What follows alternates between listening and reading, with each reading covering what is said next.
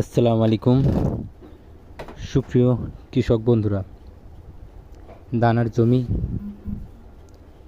এটা ফাটকাটি বা শোলা বলে, সেটাতে ঢেকে বেড করে ঢেকে দেওয়া হচ্ছে যাতে দানার মিশ্রণটা ভালো আসে। আজকে আকাশের অবস্থা ভালো না, এই দেওয়ার পরে আমি সিট পানি দিছি, এখন বর্তমান বৃষ্টি হচ্ছে, কী হবে বলতে পারতেছি না, কিন্তু এইভাবে ঢেকে দিলে আপনার দানাটা খুবই ভালো ওঠে।